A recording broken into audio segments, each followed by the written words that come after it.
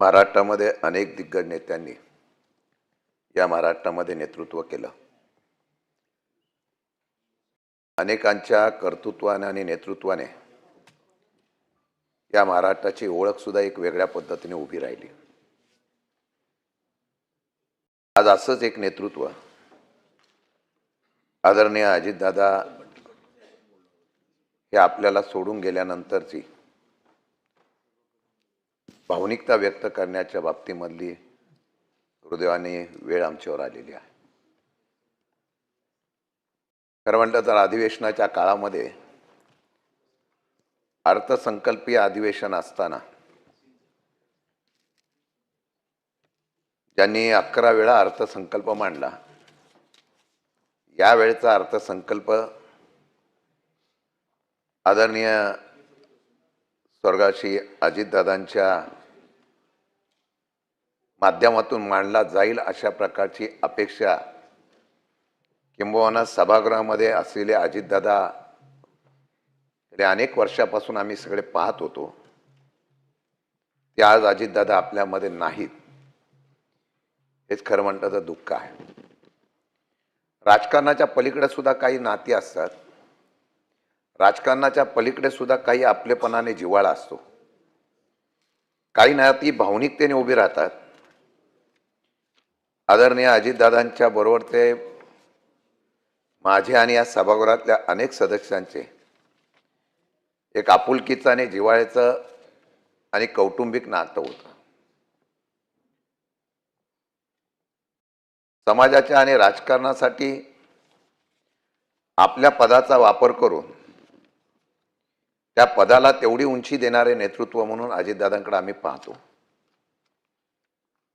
या सभागृहामध्ये वेगवेगळ्या प्रकारचं मंत्रिपदाच्या जबाबदाऱ्या घेतल्यानंतर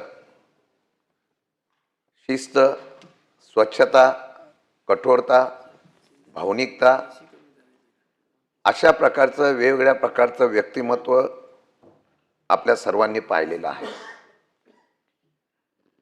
खरं म्हटलं तर या असलेल्या प्रसंगी काही भूमिका मांडत असताना या सभागृहामध्ये, सभागृहाच्या बाहेर, मंत्रालयामध्ये किंवा मंत्रालयाच्या बाहेर सुद्धा महाराष्ट्रामध्ये ज्यावेळी ही घटना घडली त्यावेळेला अजितदादांची लोकप्रियता काय आहे, अजितदादांच्या बद्दलची भावना काय जनतेमध्ये, ते प्रत्यक्ष ते गेल्यानंतर पाहायला मिळाली। चौकाचौकामध्ये, नाक्यानाक्यामध्ये सुद्धा ज्यांनी कधी अजितदादांच्या बरोबर संबंध पण आला नसेल अशा लोकांनी दादांना वाहिलेली श्रद्धांजली ही त्यांच्या अनेक वर्षाच्या असलेल्या ह्या कार्याची पोचपावती आहे। खरं म्हटलं तर दादांचे अनेक पैलू अनेक लोकांनी पाहिले, पण जवळच्या लोकांना दादांच्या असलेल्या अनेक पैलूमधले काही पैलू असे होते, त्याचा उल्लेख सुद्धा इथं होणं गरजेचं आहे। आदरणीय दादांच्या माध्यमातून आम्ही सगळेजण काम करायचो आणि हे काम करत असताना नेहमी त्यांनी पुरोगामी विचार, यशवंतराव चव्हाणांचा विचार, शरद पवारांचा विचार याची कायम पाठराखण करण्याचा प्रयत्न केला। पवार साहेबांचा वारसा घेऊन मगाशी उद्धवजी साहेबांनी सांगितल्याप्रमाणे एवढ्या मोठ्या नेतृत्वाच्या बरोबर त्यांच्या मार्गदर्शनाखाली काम करत असताना आपली स्वतःची ओळख सुद्धा राजकारणामध्ये स्वतंत्रपणाने उभे करण्याचा प्रयत्न या पक्षामध्ये असलेले आम्ही सगळेजण अनेक वर्षापासून पाहत होतो। आम्हाला किती रागवले तरी दादांच्या पाठीमागं उभं राहिलेलं कार्यकर्त्यांचं कवच, पवार साहेबांचा प्रेम आणि तेवढ्याच पद्धतीने आमदार खासदारांची असलेली त्यांच्याशी आपुलकीचे जिव्हाळ्याचे भावना याची प्रचिती निश्चितपणाने अनेक वेळा पाहायला मिळाली। सभापती महोदय, मी काही गोष्टीचा उल्लेख एवढ्यासाठी करतो, दादांना काही गोष्टी पटल्या नाही, तर परखडपणाने त्याविषयी आपलं मत मांडणारे दादा आम्ही पाहिले, किंबहुना राजीनामा दिलेले सुद्धा दादा या महाराष्ट्राने पाहिले. काही काळामध्ये असे प्रसंग आले होते, या महाराष्ट्रामध्ये दादांची गरज आहे. त्याचबरोबर पक्ष, संघटना आणि सरकारमध्ये दादा असावे अशा प्रकारची भावना आमच्यासारख्या अनेक कार्यकर्त्यांना होती. त्यावेळेला आम्ही काही लोकांनी पुढाकार पण घेतला आणि त्याची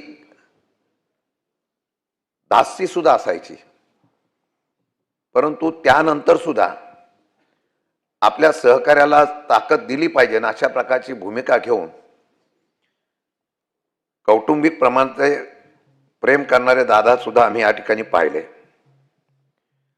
महाराष्ट्रामध्ये सध्याच्या परिस्थितीमध्ये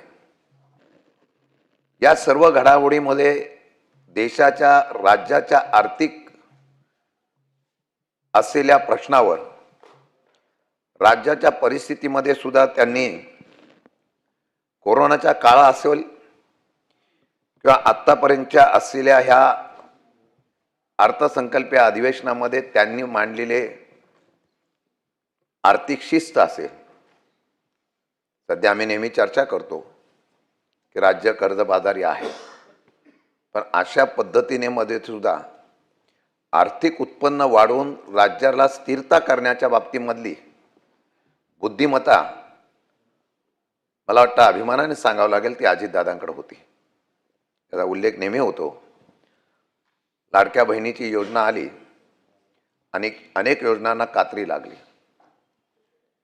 मुख्यमंत्री म्हणून एकनाथ शिंदे साहेब होते. सगळ्यांनी ती योजना आणण्याचा प्रयत्न केला.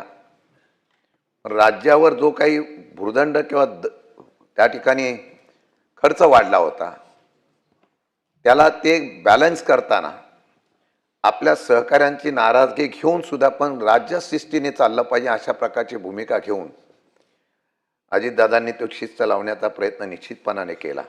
किंबहुना ही योजना कार्यान्वित करण्याच्या संदर्भामध्ये, या संदर्भामध्ये ते कायम ती राहिली पाहिजे अशा पद्धतीची नियोजनबद्ध काम करण्याचा प्रयत्न त्यांनी केला. काही लोकांनी त्या दिवशी सांगितलं, कारण एखादा नेता गेला की त्याची नावं चिरंतर राहावी, आठवणीत राहावी म्हणून आपण वेगवेगळ्या ठिकाणी त्याचं नाव उल्लेख करतो. मी त्या दिवशी सुद्धा काही ठिकाणी वाचलं की ज्यांनी ही योजना तंत्रज्ञाने पूर्णपणाने पुढे चालू ठेवण्याचा प्रयत्न केला, त्या अजितदादांच्या नावामध्ये दादा असल्यामुळे त्या लाडक्या बहिणीच्या योजनेला त्यांचं नाव दिलं, तर मला वाटतं ती खरी श्रद्धांजली होईल असं मला वाटतं. म्हणून ही गोष्ट सांगत असताना सध्याच्या राजकारणामध्ये पुरोगामी विचार टिकवणं म्हणजे आपण बघतो, विचार बदलून ज्यावेळेला आपण एखाद्या विचाराशी तडजोड करतो, ज्यावेळेला आपल्या असलेल्या विचाराला बाजूला ठेवून सुद्धा सत्तेच्या माध्यमातून लोकांशी किंवा महाराष्ट्राचं भवितव्य घडवण्यासाठी काही निर्णय घ्यावे लागतात, अशा प्रकारचा निर्णय आदरणीय अजितदादांनी घेतला. पण त्यांनी विचाराशी तडजोड कधी केली नाही. त्यांचा पुरोगामी विचार, शाहू फुले आंबेडकरांचा विचार हा त्यांनी कायम ठेवला. म्हणजे अगदी मुस्लिम समाजाचा असलेला रमजान महिन्याचा सुद्धा कार्यक्रम असो किंवा डॉक्टर बाबासाहेब आंबेडकरांच्या विचाराच्या धारणा करताना दादरच्या चैत्यभूमीवर जाऊन तिथे जाऊन त्या ठिकाणी त्यांना केलेलं अभिवादन असेल किंवा छत्रपती शिवाजी महाराजांच्या असलेल्या विचाराची प्रेरणा घेणारा महाराष्ट्र असेल, याचा सातत्याने त्यांनी फार काळजीपूर्वक स्वतःच्या असलेल्या पक्षाची स्वतःची ओळख त्यांनी स्वतंत्रपणाने ठेवण्याचा प्रयत्न आटोकाट केला. हे सुद्धा महाराष्ट्राने निश्चितपणाने पाहिलेलं आहे. आणि म्हणून या सर्व गोष्टीचा विचार करत असताना कदाचित नागपूरला सुद्धा त्यांनी काही ठिकाणी जाण्याच्या बाबतीमधला निर्णय घेतला नाही. हा काय राजकीय परिवार नव्हता, परंतु एकत्र येऊन महाराष्ट्र चालवत असताना सुद्धा आपण ज्या विचार, मला वाटतं की मध्यंतरी त्यांच्याकडून एक उल्लेख झाला आणि त्याच्यावर फार मोठी टीका झाली. ही टीका झाल्यानंतर त्याचं प्रायश्चित करायचं म्हणून ते कुठे गेले असतील तर कराडच्या यशवंतराव चव्हाणांच्या समाधीवर जाऊन त्यांनी त्या ठिकाणी आपलं प्रायश्चित करून घेतलं. म्हणजे ही सातत्याने त्या असलेल्या विचाराला पाठीमागा करण्याचा प्रयत्न करून साहेबांच्या पवार साहेबांच्या असलेल्या भूमिकेला आजही कुटुंब पक्ष हे विभाजन होत असतात. साहेब सभापती महोदय, या सध्याच्या राजकारणात टिकलं तर ते सामर्थ्याने टिकलं पाहिजे ही भूमिका घेऊन त्यांनी त्या ठिकाणी काम करण्याला सुरुवात केली आहे. आणि जोपर्यंत पक्ष किंवा जोपर्यंत नेतृत्वाचं अस्तित्व हे लोकांच्या कल्याणासाठी आणि लोकांच्या लोकप्रियतेने मिळते त्यावेळेला आपण त्या ठिकाणी सामर्थ्यवान होऊ. सध्याच्या राजकारणामध्ये काही गोष्टी निघाल्या, कधी चर्चा होते विलिनीकरण वगैरे हे ते. मी खरंच सांगतो, या सभागृहामध्ये सांगतो, दादा प्रचंड भावनिक होते, हळवे होते. राजकारणामध्ये चर्चा होत असताना वेगवेगळ्या होतात, पण ज्यावेळेला पवार साहेबांना त्यांनी आपलं दैवत मानलं, नेतृत्व मानलं, काही कारणातून कुटुंब किंवा काही कारणातून पक्ष विभागला जरी गेला तर साहेबांच्या बद्दलची आत्मीयता, साहेबांच्या मनामधलं त्यांचं प्रेम 1 इंच सुद्धा कमी झालं नाही. म्हणून मी ज्यावेळेला आम्ही बघायचो किंवा आपण पण बऱ्याच लोकांनी बघितलं असेल, ज्यावेळेला साहेबांच्यावर बैठक व्हायची तेव्हा ते साहेबांच्या समोर कधी बघत नव्हते.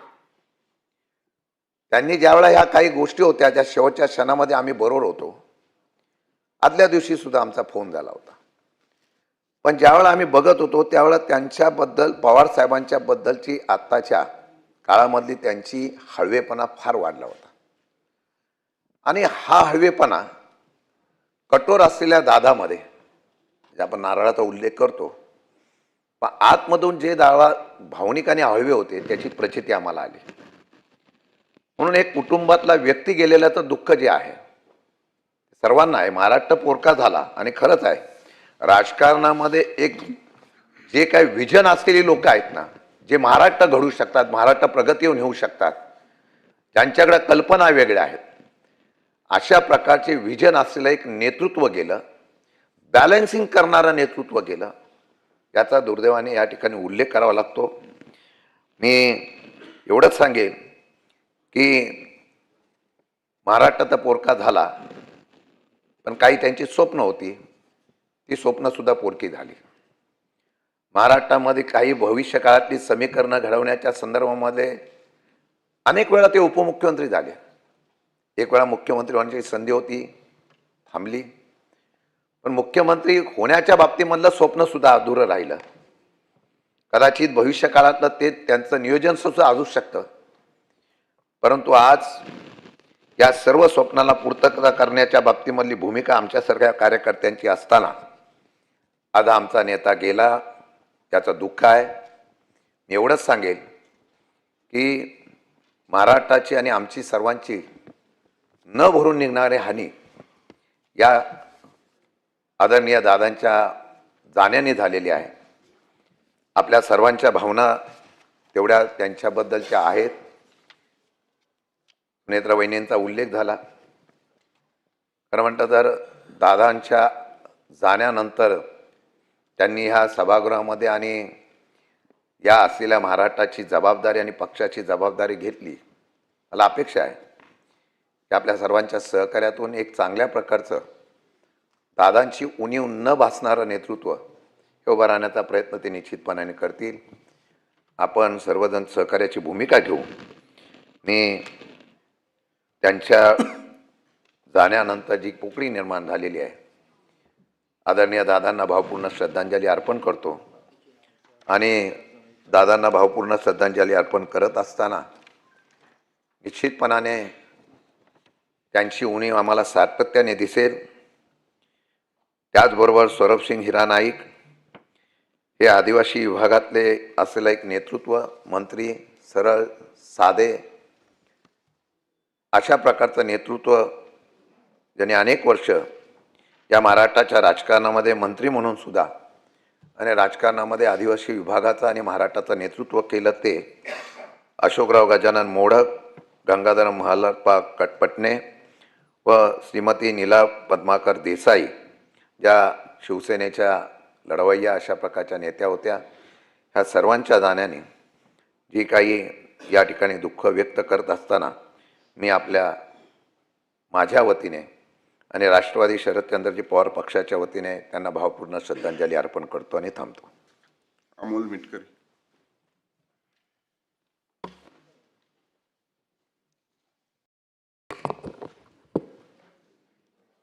आज महाराष्ट्र विधान परिषदेच्या अर्थसंकल्पीय अधिवेशनाचा पहिला दिवस. या पहिल्या दिवसाच्या कामकाजामध्ये शोक प्रस्ताव आहेत आणि त्या शोक प्रस्तावातलं पहिलं नाव